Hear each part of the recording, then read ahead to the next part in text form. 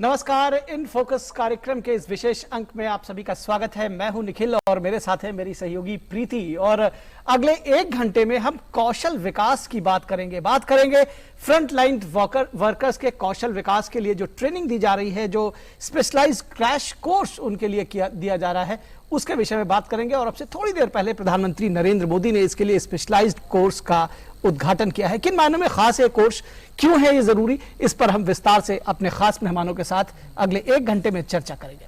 Yes, thank you, Nikhil, and we welcome you all to our special edition in Focus, a program we get for you every day to discuss ways and to discuss one aspect of development which will further help in achieving self-reliance for the country, which will help in further progress of the country.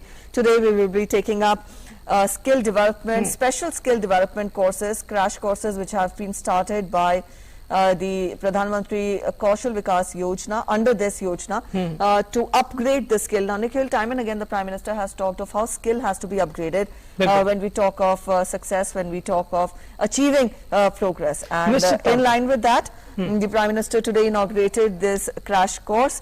And to talk more about it, we are joined in by guests. We are joined in by Dr. Sunila Garg, Member, Lancet Commission, COVID India Task Force and Director, Professor, Department of Community Medicine, MAMC. We are also joined in by Mr. Madan Mohan Jaira. He is Bureau Chief, Hindustan. We welcome both of you this afternoon. We will also be joined in by other guests in a short while from now. To begin with, Dr. Sunila Garg, Prime Minister today launching special crash courses wherein people with non-medical background will be trained so that they can provide services in addition to the healthcare professionals, and they can act as frontline workers. How important is this? And to begin with, how far will it give and more strength to the fight against pandemic? Thank you so much for having me on the show, and thank you for asking this very, very important question, which is related not only to skilling but on upskilling as well. And this will be very helpful program for our fight against COVID, because we have realized that there has been lot of stress on healthcare system, and our healthcare functionaries, whether we talk of doctors, paramedical workers, nurses, or the grassroots functionaries, they are already overburdened. So for this, basically we have focused on 6 areas to begin with. That means we are talking of home care support, we are talking of basic care support, advanced care support, emergency care support, sample collection support, and medical equipment support.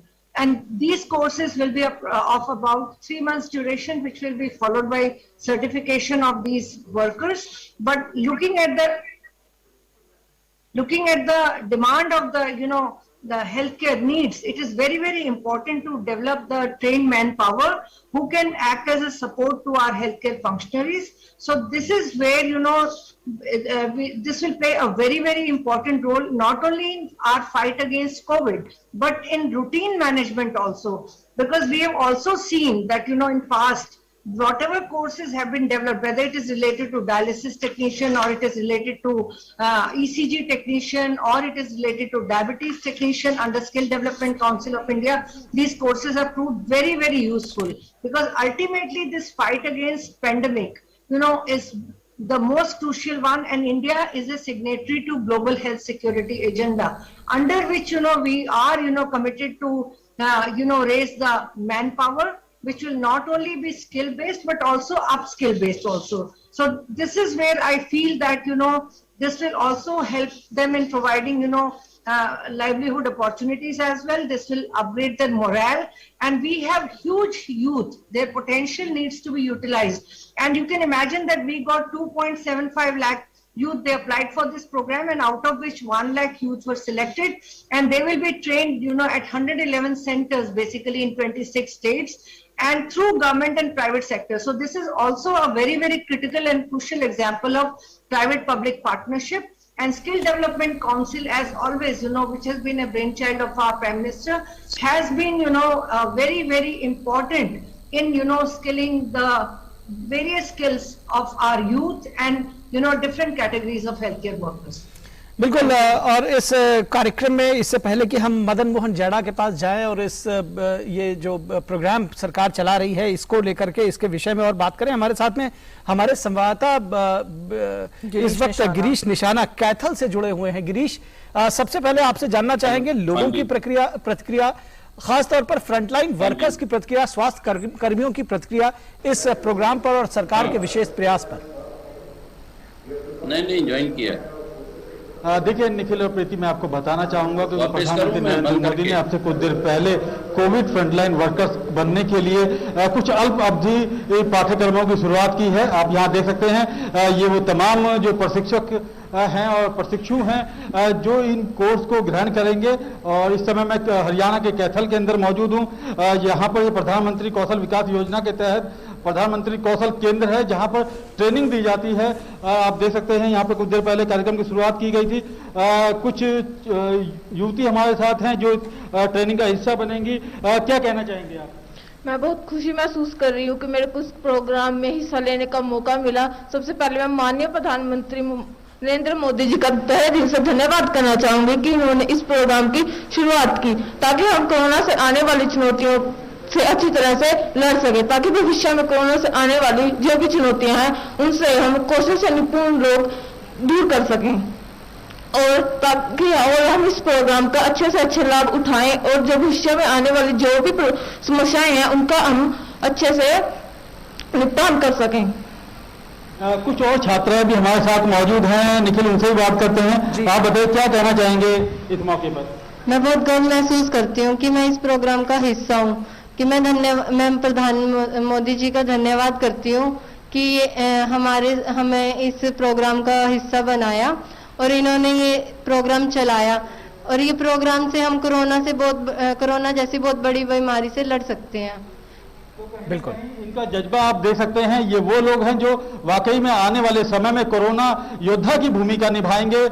Covid जो है frontline workers की तरह ये पाठ्यक्रम की तैयारी करेंगे। और आप यहाँ देख सकते हैं 6 नए पाठ्यक्रम की शुरुआत की गई है कौशल विकास मंत्रालय द्वारा, जिसके अंदर बेसिक केयर सहायक, एडवांस केयर सहायक, होम केयर सहायक, आपातकालीन केयर सहायक, सैंपल कलेक्शन सहायक, चिकित्सा उपकरण सहायक। तो ये काफी इस तरह के अल्प अवधि के कोर्स हैं जिनको सीखने के बाद ये पूरी तरह से प्रशिक्षित हो जाएंगे। और जब इनको जरूरत पड़ेगी, जब स्वास्थ्य के लिहाज से इनकी जरूरत पड़ेगी, तो इनको बुलाया जाएगा।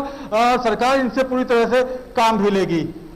All right, Girish, you must have interacted with the officials there, with the people who will be imparting this education to these youngsters. What is their take on this decision which has been taken by the government, and what is the roadmap ahead when we talk of these 6 particular courses through which education will be given to these youngsters? देखिए, ये युवा जो हैं वो काफी उत्साहित हैं। एक बार हम फिर से जानना चाहेंगे, ये जो 6 तरह के पाठ्यक्रम बनाए गए हैं, इससे कितना फायदा मिलेगा आप लोगों को, और खास तौर पर जो स्वास्थ्य की समस्याएं हैं उनसे जो लड़ने की कितनी क्षमता पैदा हो पाएगी? हम इससे पेशेंट्स को केयर करेंगे, अच्छे से उनकी हेल्थ का ध्यान रखेंगे, उनकी साफ सफाई का ध्यान रखेंगे, उसकी बेसिक नीड्स का ध्यान रखेंगे, ताकि हम उस पेशेंट को हेल्दी एंड वेल्दी बना सकें। तो ये आपने सुना किस तरह के ये जो 6 पाठ्यक्रम हैं, ये इनको कहीं ना कहीं कोरोना फ्रंटलाइन वर्कर्स बनाने के लिए काफी मददगार साबित होंगे। और जब भी जरूरत होगी सरकार की, तो वो इन लोगों को बुला सकते हैं और कहीं ना कहीं नर्सिंग स्टाफ के तौर पर इन लोगों की मदद ली जा सकती है। निश्चित तौर पर ये एक बड़ी भूमिका निभाएंगे आने वाले समय में। अभी 1 लाख ऐसे जो युवा हैं वो जुड़ रहे हैं इस कार्यक्रम के साथ। बहुत शुक्रिया गिरीश निशाना इस तमाम बातचीत और जानकारी के लिए, जो प्रशिक्षु हैं उनसे भी बात कराने के लिए, कैथल हरियाणा से हमारे साथ जुड़ने के लिए। और हमारे साथ पे इस कार्यक्रम में एक खास मेहमान अभी जुड़ गए हैं, doctor AC Dhaliwal, farmer director NCDC या national centre for disease control. Sir, स्वागत है आपका हमारे इस कार्यक्रम में।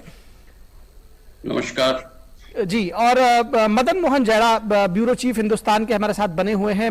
हम इस लाइव पर जाने से पहले उनसे ये जानना चाह रहे थे, और सर सीधा सवाल मदन जी आपसे, कि क्या और कितना फर्क पड़ेगा इस क्रैश कोर्स से, अगर सीधा सीधा समझा जाए कि जिस दिक्कत में या जिस एक महामारी के दौर से हम गुजर रहे हैं, कितना अभी अगर तुरंत समझा जाए इसको?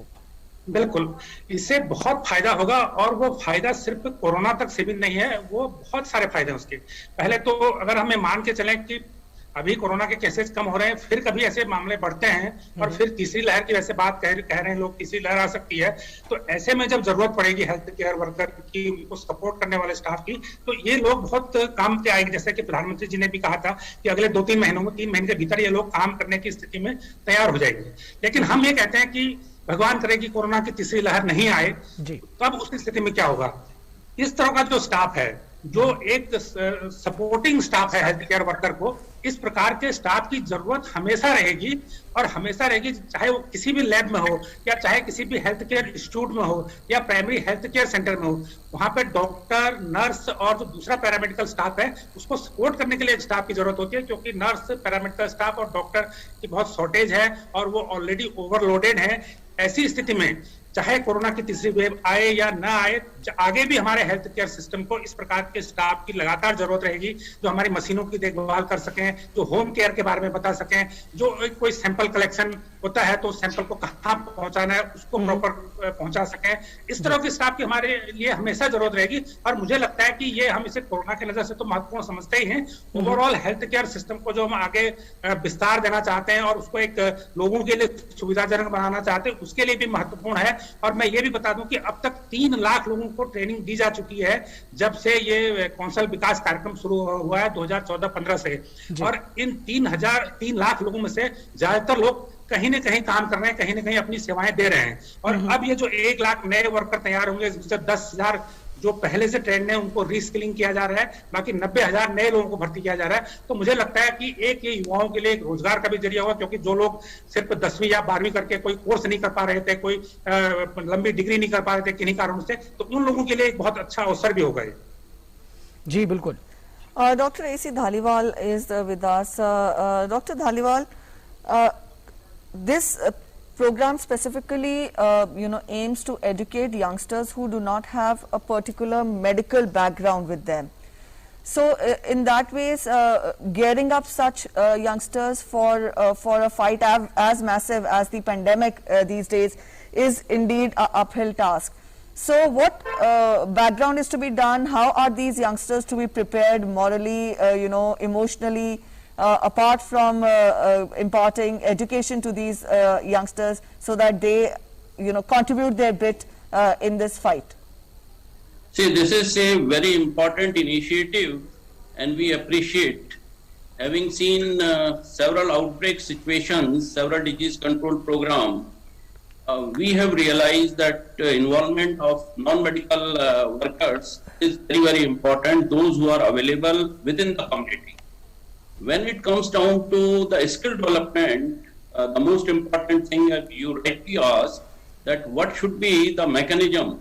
So I personally feel that the most important thing which has been done as a part of their selection, like more than 1 lakh applied for this particular activity and 1 lakh has been selected. So selection has been on the basis of their motivation, their attitude, which is very important for taking care of these type of activities. And the most important one is that their inclination to serve, because this is a sort of service which is needed at the present juncture. And it's not only, I personally feel that it's not only for the COVID. This initiative, the Skill Development Council, the skill development activities would be needed in time to come, whether it is COVID or non-COVID problem, because the task which have been identified, 6 areas which have been identified, cuts across many activities. Home care, to start with, is the most important one to my mind, which we have seen in second wave, that the home care has paid the dividend, and small things which would be done as a part of the skill development of those who will be undergoing home care, or for that purpose the basic care. The communication, I feel, is the most important thing. How to connect, how to connect with the community. So language is very important, local vernacular language, and particularly because in second wave we have seen that the infection has spread to the rural areas, to the far-flung areas, where the connectivity with the community is very, very important. So that's very important, particularly for home care and the basic care, because they have to deal with the community by and large. And for other category of skills, the most important thing is the fundamentals of the standard precautions, the fundamentals of the anatomy, the fundamentals of how the procedure would be undertaken, made the handling of the medical equipment, sample collection, where again this becomes important that there has to be some sort of compassion, some sort of mission zeal approach among those who will be undergoing. So all these things are part of the training package would be carried out in over the period of 3 months. And again, I'm repeating that it's a sort of development for the nation building where COVID has given an opportunity, but this will be used for many other situations which we have been seeing routinely in our country. बिल्कुल निश्चित तौर पर, और न सिर्फ Covid के समय में बल्कि कोविड के बाद भी ये जो जिस तरह से कौशल विकास इन फ्रंटलाइन वर्कर्स के लिए किया जा रहा है, ये क्रैश कोर्स प्रोग्राम है, ये आगे भी काम आएगा। और किस तरह से और भी युवा इसके साथ जुड़े हैं ये जानने के लिए हम अभी रुक करेंगे। दिल्ली में हमारे संवाददाता धीरज हमारे साथ बने हुए हैं। हमारे खास मेहमानों से इल्तिजा है कि वो हमारे साथ बने रहें। हम धीरज के पास एक बार रुक करते हैं और धीरज के पास चलकर जानने की कोशिश करते हैं कि क्या जानकारी वो हमको दे रहे हैं। धीरज, आप एक ऐसे ही केंद्र पर मौजूद हैं जहां पर सशक्त भारत, स्वस्थ भारत का सपना लिए तमाम सारे लोग आपके साथ जुड़े हैं, जुटे हैं कि इस क्रैश कोर्स को के प्रोग्राम से ऐसे लोग जुड़ेंगे और जो स्वस्थ भारत का सपना है उसको सच बनाएंगे। जी बिल्कुल, आपने सही कहा। अभी ये मीठापुर का प्रधानमंत्री कौशल केंद्र है और यहाँ पे काफ़ी संख्या में वो बच्चे भी बैठे हैं जिन्हें की प्रशिक्षण लेना है, और जो यहाँ पे जो जिन्हें स्किल कराना है वो शिक्षक भी बैठे हैं। तो एक कुल मिलाकर ऐसा माहौल है कि अभी प्रधानमंत्री ने जो कहा है कि जो अभी हमें जो 1 लाख जो है वो नए युवाओं की ज़रूरत है। ये प्रशिक्षु सभी तरीके की ट्रेनिंग लेंगे। जैसा कि आपने देखा कि कोरोना की जो 2 लहर थी, 2 लहर में कैसे दुनिया में इस महामारी ने पूरी दुनिया को परेशान किया, तो आगे की जो हमारी तैयारी होनी चाहिए वो तैयारी कैसी होगी, और उस तैयारी के लिए मुझे सबसे अधिक ज़रूरत है ऐसे प्रशिक्षु युवाओं की जो कि हर तरीके का स्वास्थ्य का जो स्किल होता है उसको समझे, उसको जाने। क्योंकि आपने देखा कि कोविड के दौर में, जैसा कि प्रधानमंत्री ने भी जिक्र किया कि कोविड के दौर में हमारे डॉक्टर ने, हमारे नर्स ने काफ़ी महत्वपूर्ण काम किया, दिन रात 24 घंटे लगे रहे। तो ऐसे जबकि लाखों की संख्या में जबकि नए नए युवा आएंगे तो उन डॉक्टरों को भी थोड़ी सी राहत मिलेगी, थोड़ी सी उन्हें मदद मिलेगी।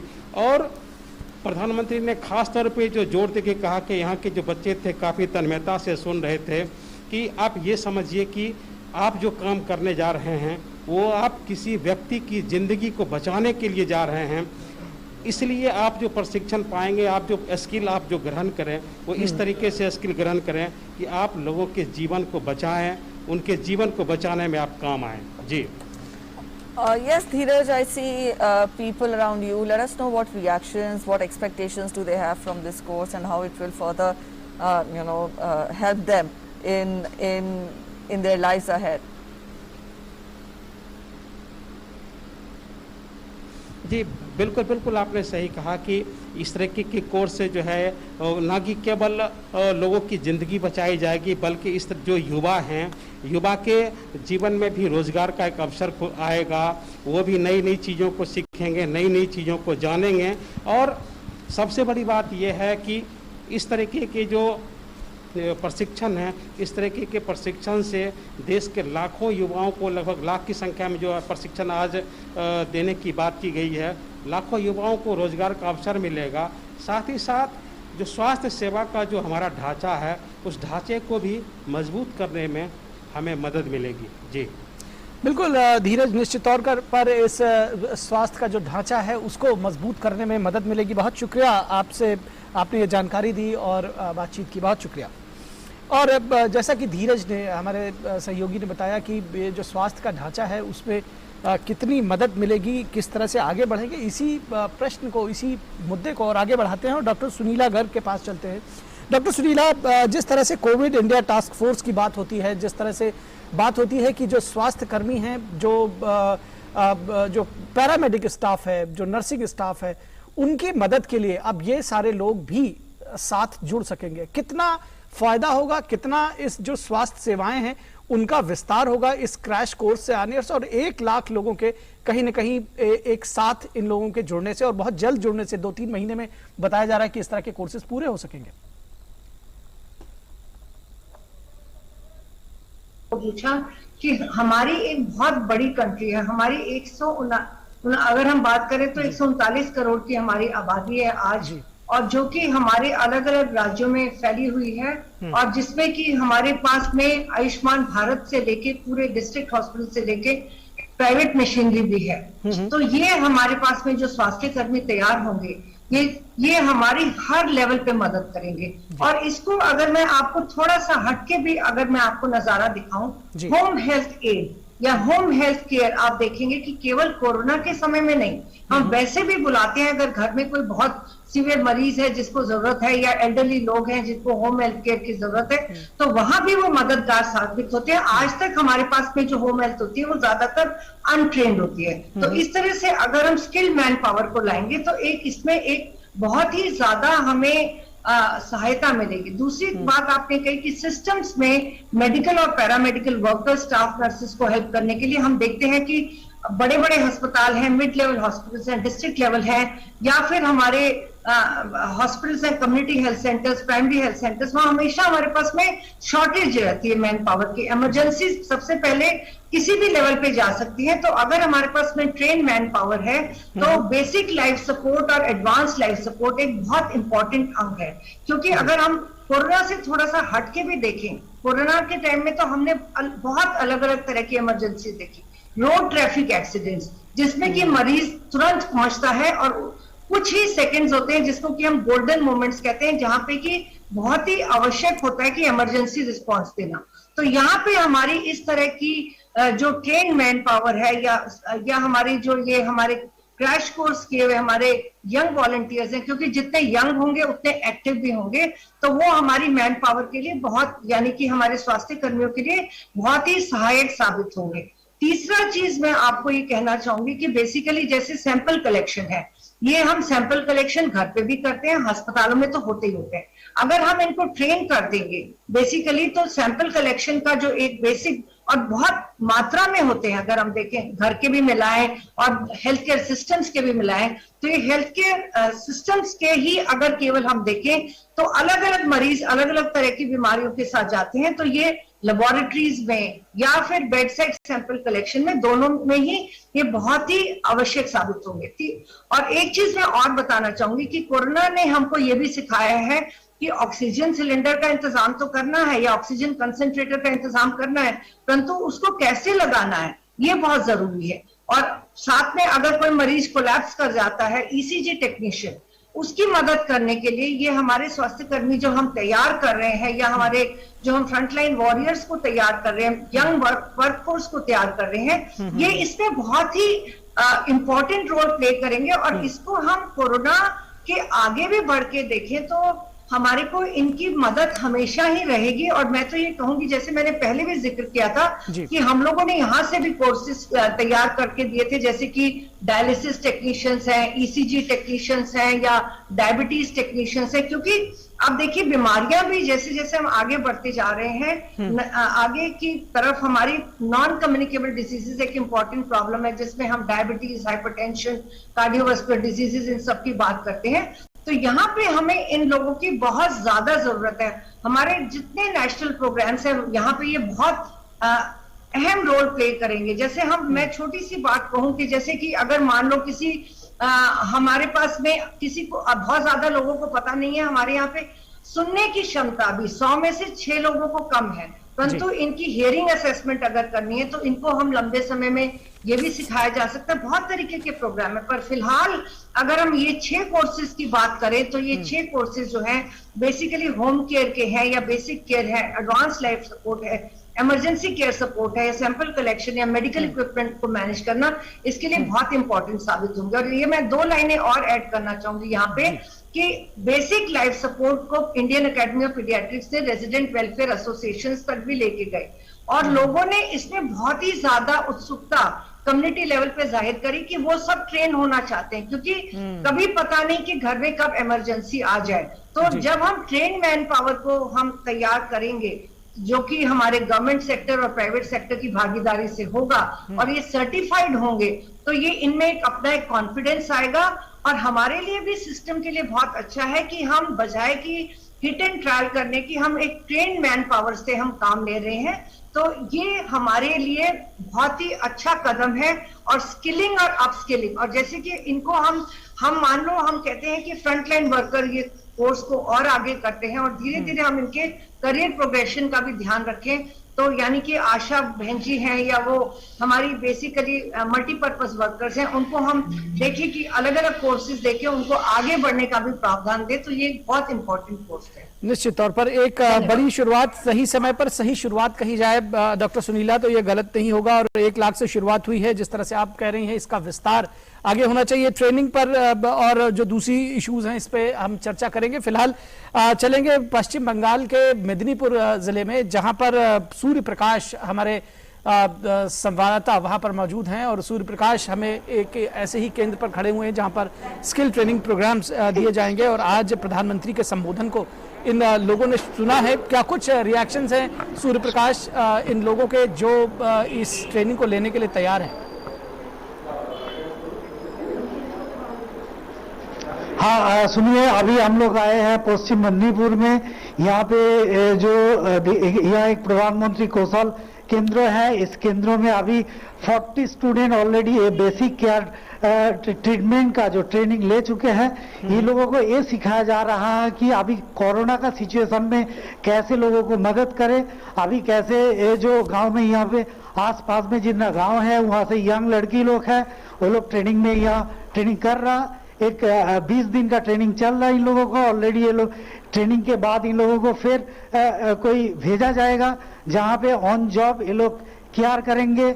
और यहाँ पे बहुत सारा गांव है जहाँ पे ऐसा मेडिकल फैसिलिटीज ज्यादा नहीं है, इसीलिए प्लानिंग है कि यहाँ पे जिस गांव में मेडिकल फैसिलिटीज है नहीं, तो वहाँ जाके ये लोग जाके वहाँ पब्लिक को बेसिक अवेयर करेंगे और जो मदद जो ये लोग दे सकते हैं, जो पब्लिक को ये लोग कुछ मेडिकल फैसिलिटीज का बारे में भी सूचना देंगे। और जो कोरोना के लिए जो बेसिक ट्रीटमेंट इन लोगों को अभी वो सिखाया जा रहा है कि कैसे केयर लेंगे। जी बिल्कुल, निश्चित तौर पर अगर सूर्य प्रकाश इसको देखा जाए तो जो लोग आपके साथ जुड़े हुए हैं, रोजगार का तो एक अवसर उनके लिए है ही है, स्किल्ड होने का एक अवसर तो है ही है। साथ ही साथ जिस तरह से शुरू में प्रीति ने कहा था इस कार्यक्रम में कि एक कहीं ना कहीं मॉरल रिस्पॉन्सिबिलिटी, क्योंकि जो स्वास्थ्य क्षेत्र से जुड़े हुए लोग हैं उनकी जो जिम्मेदारी है, जो उनका सरोकार है इस समाज के साथ, वो ज़्यादा हो जाता है। किस तरह से ये भावना उन सब के अंदर है, किस तरह से इमोशनली मॉरली वो अटैच्ड होंगे समाज के साथ, निश्चित तौर पर इस महामारी के समय में विशेष तौर पर? देखिए अभी यहाँ पे ये जो ट्रेनिंग सेंटर है ये पश्चिम बंगाल का एकदम रूरल साइड में है, जहाँ पे ऐसा स्टूडेंट लोग भी है जो लोग ऑलरेडी गांव में ये लोग रहते हैं और यहाँ गांव का हालत ये लोग बहुत अच्छे से जानते हैं। तो इसीलिए यहाँ गांव का लोगों को कैसे मदद किया जाएगा वो ये लोगों को अच्छी तरह से मालूम है। तो इसीलिए ये स्टूडेंट लोग भी ऐसा सोच रहा है कि यहाँ से ट्रेनिंग लेने के बाद ये जनगण को सेवा भी कर सकेगा और जॉब भी कर सकते हैं। तो इसीलिए ये लोग ज्यादा इंटरेस्टेड है इस टाइप का ट्रेनिंग लेने के लिए। बोलिए। निश्चित तौर पर तो एक बड़ा दिन है, न सिर्फ पश्चिमी मेदिनीपुर के लिए सूर्य प्रकाश, बल्कि आप सभी लोगों के लिए और इस देश के लिए कि स्वास्थ्य के क्षेत्र में एक नई शुरुआत हुई है और फ्रंट लाइन वर्कर्स के लिए क्रैश कोर्स की शुरुआत की गई है। वहां पर बैठे सभी लोगों को बहुत साधुवाद और बधाई, आपको भी बधाई, बहुत शुक्रिया इस तमाम बातचीत के लिए। All right, at this point, we welcome our another guest, Ms. Vandana Bhatnagar, Chief Program Officer, National Skill Development Corporation is joining us. Thank you so much, ma'am. Good afternoon for joining in. To begin with, we've talked about how important is this in the fight against the pandemic, but as the Chief Program Officer, I would want you to explain to us what is the roadmap ahead for imparting education to specifically people who do not have a medical background with them, non-medical people, how 6 crash courses is what we learn, is part of our part of these of this program. So how is it to be taken forward? So thank you very much. The basic objective is to provide an urgent and immediate response to the requirement in the pandemic, and the effort here has been to identify 6 areas where there is immediate need for manpower.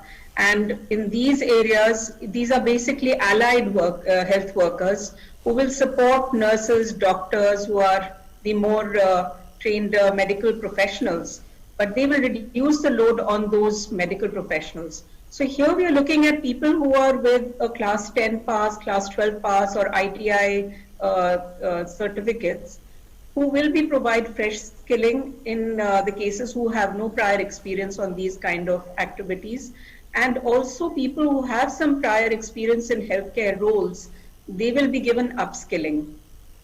So the programs which have been identified are for 6 job roles, and these are basically related to what a GDA or a general duty assistant or a home health aide would have done, but has been condensed with a focused effort on COVID requirements. So we are looking at rolling out now for 6 job roles. There is a basic support COVID frontline worker, and then a home health care support, advanced care support, emergency care support, medical equipment support. There is a lot of new equipment which is being used very widely, things like ventilators, concentrators, the oximeters, and we need manpower to provide these equipment maintenance, repair, maintenance support as well. So these are, and sample collection support. These are 6 short-term courses which are being introduced, which will be done in about 21 days. They'll also be given learning resources to augment what is being done in the class. And thereafter, they will be given on-job training for 3 months, where basically the district and state authorities will deploy them.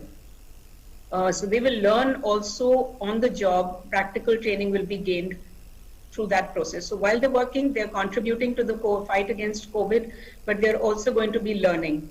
And at the end of that OJT period, they will be assessed finally for this training period that they've covered and given a certificate.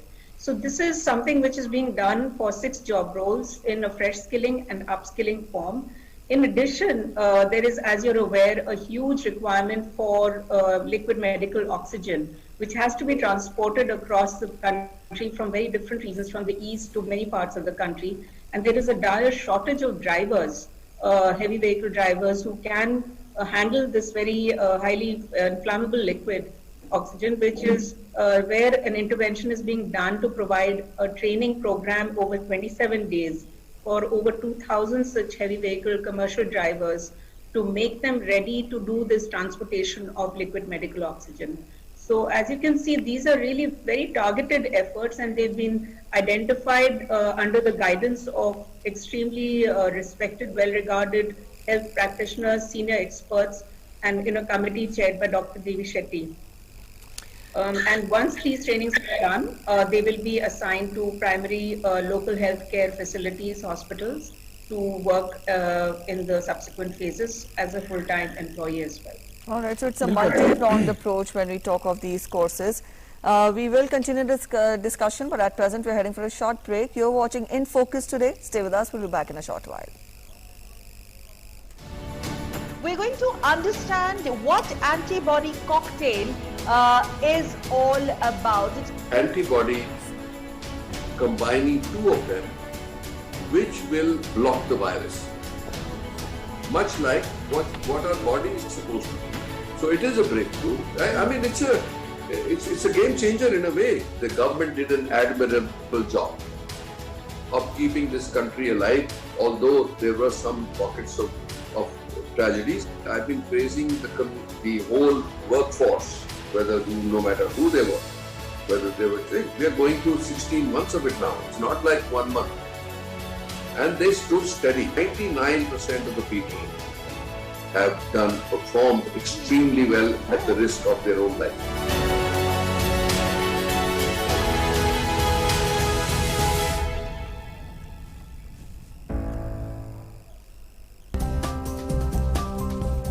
Bhim app का प्रयोग करके हम अपने नगद लेन then को बहुत ही आसान। Break के बाद एक बार फिर आप सभी का स्वागत है और इन फोकस में इस चर्चा को हम आगे बढ़ाएं। इससे पहले क्या कुछ है ऑन ग्राउंड सिचुएशन, और आज बहुत सारे लोग जब इस ट्रेनिंग प्रोग्राम में प्रधानमंत्री नरेंद्र मोदी ने इसकी शुरुआत की और इसका संबोधन किया तो ढेर सारे लोग देश भर में जो इस कार्यक्रम से जुड़े हैं उससे उन्होंने इसको सुना और उसको जाना है। तो ऐसे में चलेंगे मध्य प्रदेश के धार, जहां हमारे संवाददाता आदित्य हमारे साथ जुड़े हुए हैं और ज्यादा जानकारी के साथ जुड़ेंगे। एक आदित्य, निश्चित तौर पर आपके साथ में जो लोग जुड़े हैं उनके भी कुछ ये जरूर सरोकार होंगे कि वो समाज के लिए, देश के लिए और खासतौर पर कोरोना महामारी के इस संकट के समय में लोगों की मदद कर सकें। क्या कुछ कहना है उनका, क्या कुछ बताएंगे आप? बिल्कुल निखिल, जिस तरीके से पहली और दूसरी लहर के बाद देश की सिचुएशन बनी थी, उसके बाद जो सरकार ने जो फैसला किया 1 लाख जो वर्कफोर्स है वो तैयार की जाए टेक्निकल ट्रेनिंग प्रोग्राम के जरिए। अब इन छात्रों को ये प्रधानमंत्री के संबोधन के बाद ये लग रहा है कि जिस तरीके से वो कोरोना काल के दौरान बहुत ज्यादा तरीके से बाहर निकलकर लोगों की मदद नहीं कर पा रहे थे, लेकिन अब जब इस ट्रेनिंग प्रोग्राम को वो कर लेंगे उसके बाद फ्रंटलाइन वॉरियर के तौर पर जो है वो वर्कर के तौर पर जो है वो मैदान पर होंगे। छात्रों से ही जानते हैं कितने उत्साहित हैं, क्या लगता है आपको इस ट्रेनिंग प्रोग्राम के बाद कितनी बड़ी जिम्मेदारी आपके ऊपर होगी और किस उद्देश्य से आप? सर ये बहुत बड़ी जिम्मेदारी है। ये कोरोना है, इसे छोटा मोटा समझा नहीं जा सकता, क्योंकि सर ये 2 साल से बहुत ज्यादा ही फैल रहा है और इसकी जो तीसरी लहर है वो कभी भी आ सकती है, उसका कोई भरोसा नहीं है कि कब आए। तो इसीलिए माननीय प्रधानमंत्री जी ने हम सबको तैयार करने के लिए यहाँ पर ट्रेनिंग का बोला है और हम चाहते हैं कि यहाँ पर अच्छे से मन लगाकर ट्रेनिंग करें और हम जो कोरोना पॉजिटिव है या होने वाले हैं उनके लिए अच्छे से तैयारी करें और उनको सुरक्षित रखने का सलाह दें। क्या कुछ पूरा सिलेबस होगा, किस तरीके से आपको ट्रेनिंग दिया जाएगा? सर यहाँ पे हमारी सेंटर में 21 दिन की क्लास रहेगी। यहाँ पर 9 घंटे के लिए हमको यहाँ पे सिखाया जाएगा और 90 दिन के लिए हमें हॉस्पिटल में ट्रेनिंग दी जाएगी। वहाँ पे 8 घंटे हमको ड्यूटी करना पड़ेगा। उत्साहित है? इतनी महत्वपूर्ण रिस्पॉन्सिबिलिटी है आपके कंधों पर आने वाली है।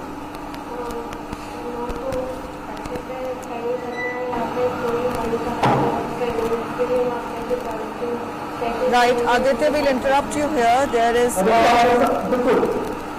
yes, there is some problem in the audio which we are receiving from your end. We'll interrupt you here and we'll come back to you again. But at present, we'll go across to Dr. Sunila Garg.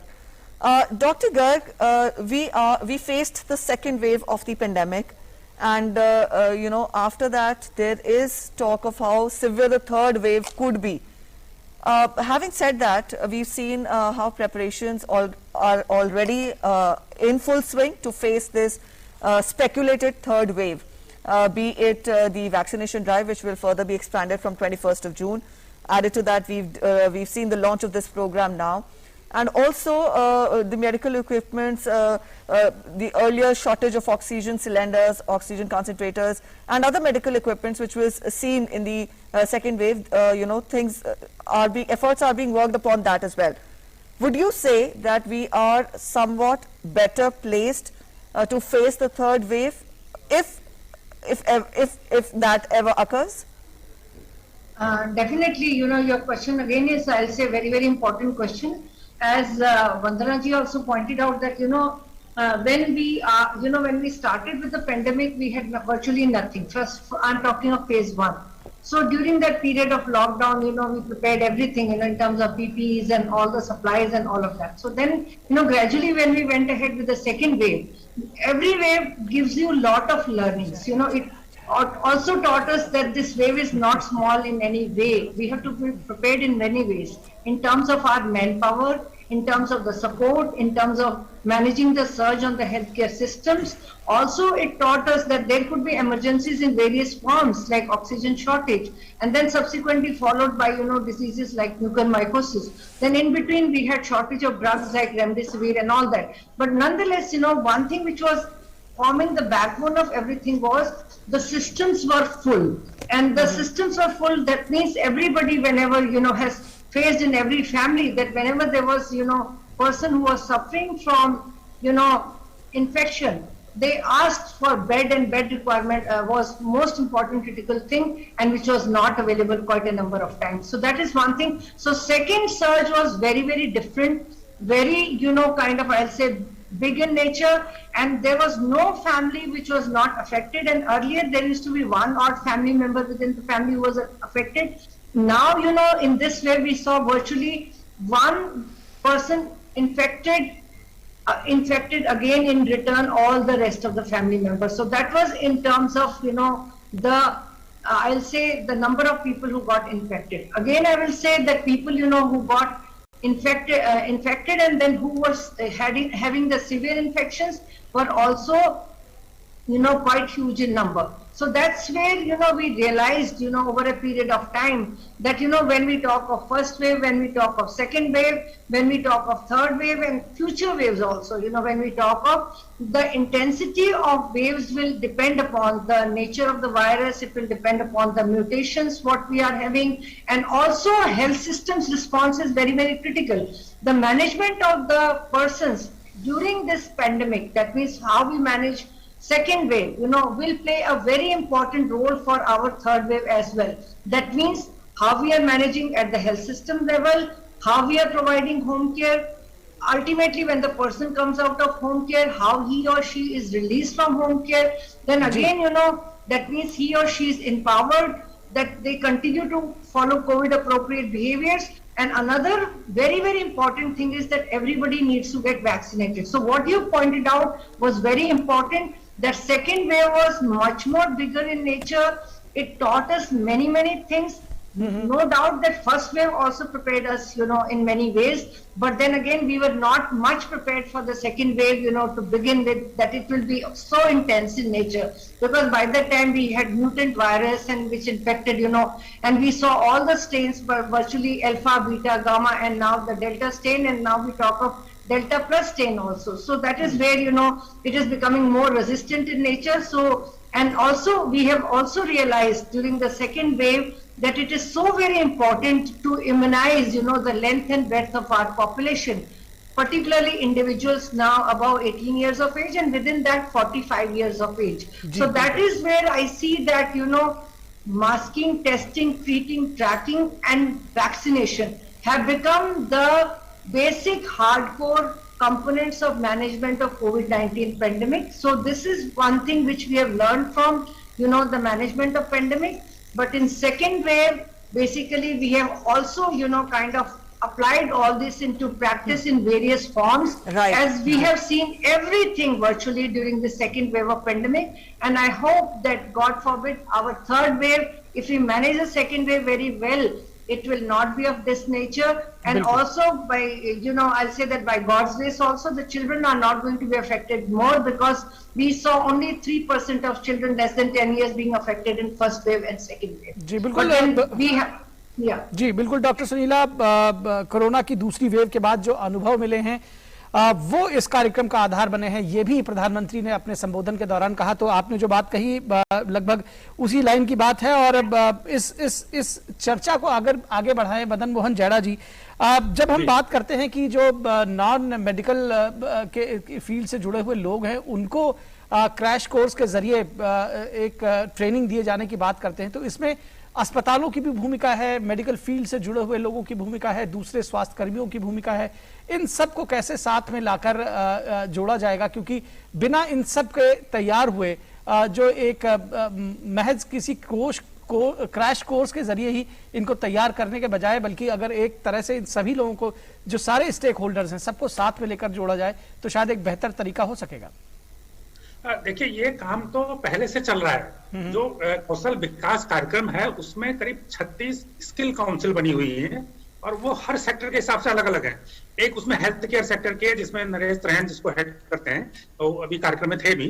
तो दूसरा, अब इसको जैसे दूसरा phase इसका शुरू होगा, इसकी ट्रेनिंग शुरू होगी, तो पहले एक 3 से 4 सप्ताह की उनको एक थ्योरिकल कोर्स होगी, पढ़ाई होगी, जाहिर सी बात है कि इसमें ऑनलाइन होगी।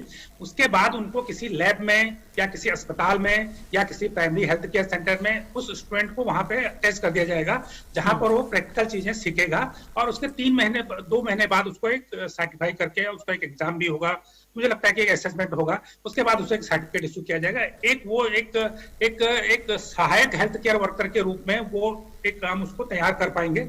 इसके बाद जैसे जहां रिक्वायरमेंट होती है, वो रिक्वायरमेंट गवर्नमेंट हॉस्पिटल में भी हो सकती है, वो रिक्वायरमेंट एक प्राइवेट हॉस्पिटल में भी हो सकती है, वो रिक्वायरमेंट किसी वैक्सीनेशन सेंटर पर भी हो सकती है, वो रिक्वायरमेंट किसी एम्बुलेंस में भी हो सकती है, वो जरूरत होती है कहीं पर किसी टेस्टिंग लैब में भी पड़ सकती है, या कहीं पर कोई ज्यादातर रैंडम सैंपलिंग हो रही है कहीं पर, तो वहां पर भी उसका इस्तेमाल हो सकता है। तो मुझे लगता है कि जैसे उस सिस्टम में वो आदमी काम करना शुरू करेगा और फिर वो एक डॉक्टर के, एक नर्स के अधीन काम करेगा या एक पैरामेडिकल स्टाफ के अधीन काम करेगा, तो उसका अनुभव बढ़ता जाएगा। और जैसा कि अभी जो स्किल काउंसिल से मैडम आई थी, उन्होंने भी कहा था कि हम उनको आगे देखेंगे कि क्या उनका स्किल को आगे और कैसे बढ़ाया जा सकता है। जैसे वो काम करते जाएंगे तो फिर उनके लिए आगे और मौके होंगे, तो उनको आगे क्या हम फिर एक 6 महीने की ट्रेनिंग और दे दें तो और वो बेहतर काम कर सकते हैं। तो मुझे लगता है कि एक बहुत अच्छी अपॉर्चुनिटी है, और ये पूरी दुनिया में होता है कि ऐसा पूरी दुनिया में हम बड़े बड़े कंट्रीज की बात करते हैं, हर जगह डॉक्टर नहीं होते, हर जगह दूर दराज के क्षेत्रों में सारा डॉक्टर पे डिपेंडेंसी नहीं होती, पैरामेडिकल स्टाफ पे होता है, सपोर्टिंग स्टाफ पे होता है, और एक इस तरह का मैकेनिज्म, इस तरह का एक टेक्नोलॉजिकल बेस्ड एक तंत्र बनाया जाता है कि जहां पर डॉक्टर की जरूरत है वहां पर डॉक्टर रहेगा, जहां पर पैरामेडिकल स्टाफ की जरूरत है वहां पर पैरामेडिकल स्टाफ रहेगा, जहां पर सपोर्टिंग स्टाफ की जरूरत है जमीनी स्तर पर वहां पर सपोर्टिंग स्टाफ रहेगा। और जैसे हमें जानते हैं कि हमारा आशा हेल्थ केयर वर्कर है जो बिल्कुल अनट्रेन्ड लोग थे, हालांकि आज उनको बहुत सारी ट्रेनिंग दी जा चुकी है, तो उनको कोरोना से रिलेटेड भी बहुत सारी ट्रेनिंग दी जा चुकी है। उन लोगों ने ग्रामीण स्तर पर बहुत अच्छा काम किया, चाहे वो एक रूटीन वैक्सीनेशन का टीका का काम हो, या फिर कोई और दूसरे जो प्रेग्नेंट महिलाओं को अस्पताल तक ले जाने का या प्राइमरी हेल्थ केयर सेंटर तक ले जाने का काम है, उन लोगों ने बहुत अच्छा काम किया है। तो मुझे लगता है कि ये जो दूसरे हम एक फ्रंट लाइन वर्कर हम तैयार कर रहे हैं, ये भी उसी तरह से हमें एक ग्राउंड लेवल पे बहुत अच्छा काम करेंगे। All right, so we're talking of the ground level work, and to get a sense of the ground situation in Benares, our correspondent Harikesh Bahadur is joining us. Harikesh, let us know what reactions, what expectations do the people have with this course which has been launched by the government today? प्रीति, मैं आपको बताऊं कि बनारस में एक बहुत खूबसूरत बात निकलकर सामने आई। पिछले जो अभी कोरोना का लॉकडाउन था या कोरोना काल जब चल रहा था, यहाँ पर सारे लोग जो सामाजिक संगठन हैं या व्यापारी हैं, इन लोगों ने मिलकर अपना अपना योगदान दिया। जैसा कि प्रधानमंत्री भी इन लोगों से कह रहे थे, जो फ्रंट लाइन वॉरियर्स यहाँ पे बैठे हुए हैं, स्किल इंडिया के माध्यम से इन लोगों को जनरल ड्यूटी असिस्टेंट के तौर पे सिखाया गया है। तो इन लोगों के अंदर भी वो उत्साह है प्रधानमंत्री से बात करने के बाद, और ये इसको जो इनको ड्यूटी सौंपी जाएगी, उम्मीद में भविष्य के लिए, जैसा कि प्रधानमंत्री भी कह रहे थे कि जो हमारे डॉक्टर्स हैं, जो नर्सेज हैं, उन लोगों ने इतनी मेहनत की है कि उनका हौसला अफजाई होगा जब ऐसे युवक युवतियां उनके साथ जब काम करेंगे भविष्य में। और बनारस ने जो मिसाल पेश की है कि हर वर्ग के लोग, चाहे वो व्यापारी हों, चाहे डॉक्टर हों, नर्स हों या सामाजिक संगठन हो, सबने अपनी अपनी भूमिका निभाई है। यहाँ तक कि जो यहाँ पे ऑक्सीजन प्लांट शुरू में लगे, उसमें भी यहाँ के व्यापारिकों की भूमिका रही। और हमारे साथ ये वो युवक युवतियाँ हैं जिन्होंने प्रधानमंत्री को अभी सुना है, और ये फ्रंट लाइन वॉरियर्स जो है बनेंगे भविष्य के लिए। आप लोगों ने प्रधानमंत्री को सुना, आपको अपनी भूमिका भविष्य की कैसी लग रही है? जी, हमें प्रधानमंत्री सर्वप्रथम सबसे अच्छी बात लगी उनसे बात करना, और उसके बाद उन्होंने हमें एक ड्यूटी प्रधानमंत्री कौशल विकास योजना के तहत दी है, जिससे कि हम लोग इस देश में आने वाली महामारी तीसरी वेव के लिए तैयारियां कर रहे हैं, और आगे बढ़ चढ़कर उस कार्यक्रम में हिस्सा लेंगे, और साथ में इस भारत देश को आगे जाके विकसित करेंगे और उस महामारी से लड़ने की क्षमता प्रोवाइड। ये युवा हैं स्किल इंडिया के तहत जो फ्रंट लाइन वॉरियर्स बन के तैयार हैं, आप इसको कैसे लेती हैं भविष्य में जो आपको जिम्मेदारी दी जाएगी? हम इसको बहुत अच्छे से लेंगे, और भविष्य में इसको पूरे बल के साथ इसको मतलब पेशेंट्स की सहायता करेंगे। और Yes, indeed. So there is optimism, there is hope in the minds of the people. Yes, Harish, जीती, thank ये you जो so इन much. लोगों को टी शर्ट भी दी गई, आप देख सकते हो कि स्किल Yes. इंडिया लिखा हुआ है और पीछे फ्रंट लाइन वॉरियर्स लिखा हुआ है। Yes. खुद ये पहन के ये महसूस कर रहे हैं कि इनको कितनी बड़ी जिम्मेदारी मिलेगी भविष्य में। All right, Harikesh Bahadur, thank you so much for joining us from Banaras. निश्चित तौर पर तो बनारस का जो अंदाज है वो निराला है और हमारे संवाददाता ने बताया कि किस तरह से वहाँ के लोग उत्साहित हैं, खासतौर पर जो फ्रंट लाइन वर्कर्स हैं जिन्हें ट्रेनिंग दी जा रही है। यहाँ पर वंदना भटनागर, एक बार आपके साथ जुड़ना चाहेंगे। समय बिल्कुल अब लगभग समाप्ति की ओर है। ट्रेनिंग देना ऐसे लोगों को कितनी बड़ी चुनौती होगी, नॉन मेडिकल फील्ड से, बहुत कम शब्दों में आपका जवाब चाहेंगे। देखिए, ये चीज जो है नई चीज नहीं है। एनएसडीसी कई सालों से इन कोर्सेज पे ट्रेनिंग दे रहा है और ये जो कोर्सेज की जो एलिजिबिलिटी क्राइटेरिया हैं वो उसी के मुताबिक दी गई हैं। तो हमने ये इस तरह के कोर्सेज पहले भी किए हैं, इस बार ही सिर्फ जो उसका दौरान है वो कम किया जा रहा है। तो इसमें जो चीज हम देख रहे हैं, जो एक कोऑर्डिनेटेड एफर्ट है नेशनल लेवल पे, मिनिस्ट्री ऑफ स्किल डेवलपमेंट अपनी पूरी लीडरशिप से दिखा रहे हैं।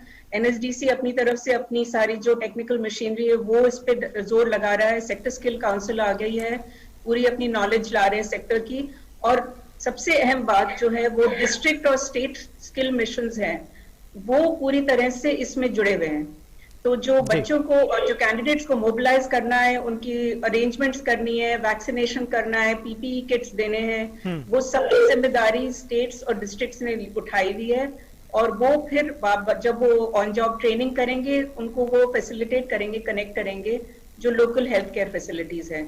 तो ये पूरी कोऑर्डिनेटेड एफर्ट द्वारा ही पूरा प्रोग्राम रोल आउट किया जा रहा है। हमारे ऑनरेबल मिनिस्टर जो है वो उनकी लीडरशिप के अंडर ये पूरा प्रोग्राम जो है पूरी कोऑर्डिनेटेड वे में हम निकाल रहे हैं। और उम्मीद यही है कि ये बहुत जल्द काफी सारे लोग इस ट्रेनिंग प्रोग्राम के द्वारा हमारे देश में सहायता दे पाएंगे। जी बिल्कुल।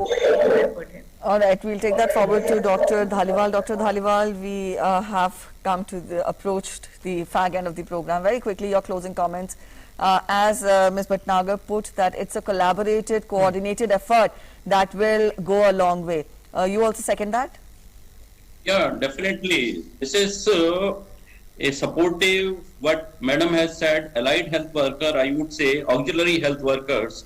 This is going to be an important, I would say, supplement to the existing healthcare system, which otherwise, particularly what we need in the present context, in the rural areas and in the tribal pockets and the far-flung areas, where the presence of these skilled workers would be very, very important, because we are talking of home care, we are talking of basic care, we are talking of, because what we need sample collection, we need some sort of, if medical equipment are there, how to handle at those places. Means we have primary health center, but quite often we have seen that the workers are not there. So this staff, this initiative, this additional support would be very, very, I would say, important in carrying forward the requirement in the field. जी निश्चित तौर पर ये एक बड़ी योजना है और आगे आने वाले समय में इसका निश्चित तौर पर फर्क देखने को मिलेगा, न सिर्फ इस महामारी के दौरान बल्कि इसके बाद भी निश्चित तौर पर ये एक बड़ा परिवर्तन और सार्थक परिवर्तन लेकर आएगी। फिलहाल हम अपने सभी मेहमानों का, doctor Sunila Garg, doctor AC Dhaliwal, Madan Mohan जैड़ा जी और वंदना भटनागर जी का बहुत शुक्रिया करना चाहेंगे। आप इस कार्यक्रम में आए, आप जुड़े और अपने विचार हमारे साथ साझा किए। All right, so that was it when we talk of In Focus program today, wherein we discuss the crash course which has been launched by the centre, aiming to upgrade and reskill the people, the youngsters specifically with non-medical background, so that they can contribute in the fight against pandemic, rendering their services in the far-flung areas of the country. बिल्कुल, तो एक नई शुरुआत हुई है, एक नया कल बनने को तैयार है और इस महामारी से निपटने के लिए तैयार है। निश्चित तौर पर इसमें हमारी जीत होगी। बहुत शुक्रिया इस तमाम कार्यक्रम में हमारे साथ बने रहने के लिए। नमस्कार। नमस्कार।